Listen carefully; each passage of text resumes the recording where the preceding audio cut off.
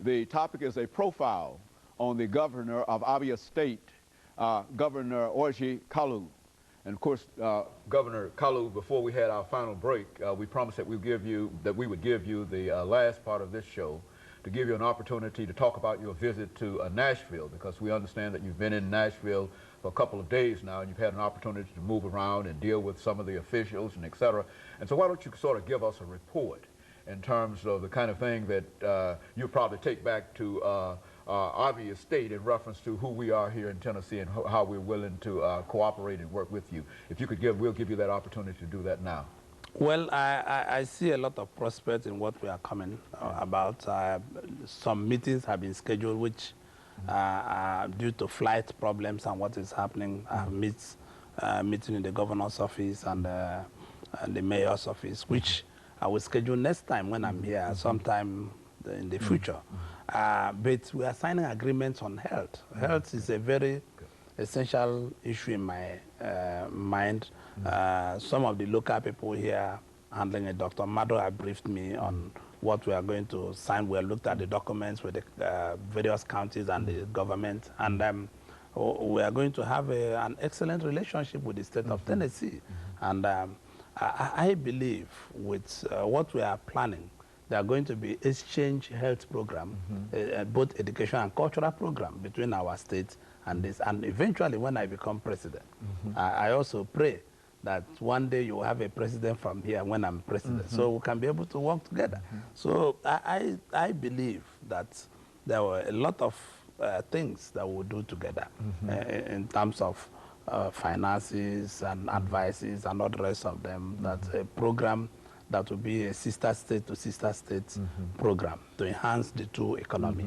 And I believe these are in future, near future. These are what we are going to be discussing with the bureaucrats in the government department and all the rest of them. I'll send my officials to come back and discuss with them and see where and means we can work together. The health is what is on the ground now, which we'll sign the agreement before we leave. And the program will start, an exchange program between Abia State and the state of Tennessee and their counties. Now, you know, there's been some a real conscious effort on the part of the United States and some countries in Western Europe to try to deal with some of the real economic problems in Africa in general. And I think that there was an organization that Mr. Bush, an act that Mr. Bush passed dealing with African development and et cetera. And I think you're on record in terms of favoring such an effort on the part of the United States. Why don't you give us some... oh, you must be talking about AGOA. And, AGOA. Yeah, it's a Congress law made by the it's a law made by the Congress and passed. And I believe that both President Clinton and Mr. Bush were all committed to those programs. And I respect these two leaders because of their commitment towards. And finally, Mr. Bush signed into law. And I also need to thank the Congress. This AGOA, if properly managed, will enhance the economic development of my state. My state is going to be center for AGOA because there are clusters that are going to be a springboard towards what AGOA is going to be in my state. So I believe that will be a job creation for the people if the policies are well handled. And so even within the context of the whole international scene, you believe that, and I think you're on record as saying that this program will do quite a number of things for your country specifically, but also for all of Africa. That's correct. And the program, I think, elapses on 2015, and I will only appeal to the Congress to see the extension. If I'm correct on my dates, the Congress should initiate a new bill to see that they pass this new bill to make sure that it's extended, to give people opportunity of continuity. It's going to help all developing countries in the sub-region of Africa.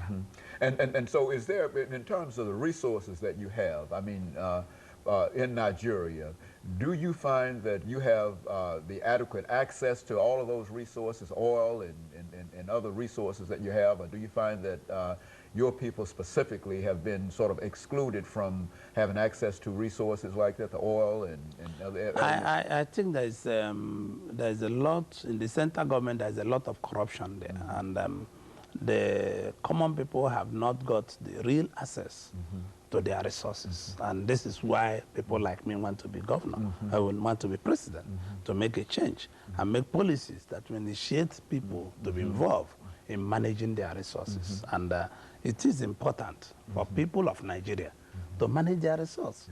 The greatest problem, the impediment of development is corruption. And this is what we will form partnership with countries like United States, Canada, and Britain, and Germany, and France to be able to get things right, because it is important to allow people to use what is taxpayers' money for taxpayers, and not cabals of families who are close to government to be using this money for their own good. You know, that's a strange thing, and that's what we always point out is that Africa is such a rich nation continent in terms of the wealth and et cetera, but yet and still we find that so many nations in Africa have suffered tremendously, and we've got tremendous problems. And that's why we look at individuals like yourself and others who are waging, it seems to us sometimes, to be almost insurmountable odds against trying to bring the kind of order and the kind of centralism that you're talking about. I think that your nation has a federal form of government, but each state, from what I understand, does not have the authority to do certain things. And so is that a correct assessment in terms of that? That's correct, James. Let me tell you, in every century or every generation, they have men or women that make that generation. In the 60s, there was Kennedy. In the 90s, there was Clinton. In the 20s, 2005, 2000, there was Bush. So you can see, the greatest problem of our country is that people who are supposed to be out of this generation want to stay. They want to die in office, which is wrong. These people will remember that in every continent, there's always, God has made it that there be men of their generation who will pilot the affairs of that generation. So this is my generation. And I want to help people of my generation and give them new direction, new list of life, new resource, new access to new capital, new access to new development, new access to good water, new access to health care, new access to educational care, new access to give the children what's supposed to be for theirs. But these people don't think that way. You cannot work for your generation and work for another generation. It's difficult. And so you think that the progress that you've been able to demonstrate in the state that you are now the governor of, you're about ready to take that same kind of program and that same kind of policy nationally, and you want to cooperate with other African nations in order to help you do so, and to also work with Western European nations, et cetera. That's absolutely what it is. This game is a game of teamwork. It's not a game you can play alone. It's a game you have to be friendly with the US, you have to be friendly with Australia, to be friendly with the United Kingdom, Germany, France. And this is a game that you have to be a team player and listen. And you'll be able to move forward.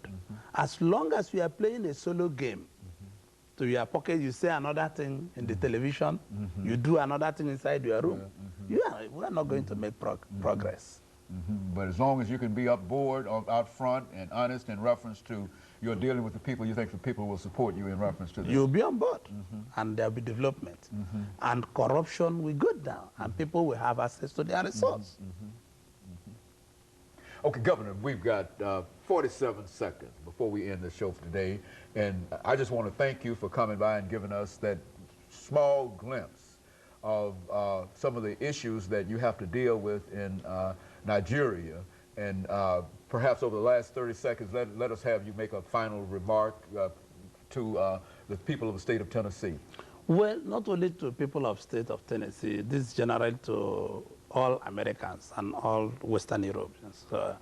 I would like to see the Congress initiate hearing on Nigeria to help Nigerian people, on people who want to extend their tenure in office, people who want to increase corruption, people who want to do this. They should come out clearly and see what they can do. Very good. And of course, Governor, let me thank you over the last second that we have, and let me encourage our audience to tune in again next week for another informative edition of Comments. Thank you and good morning.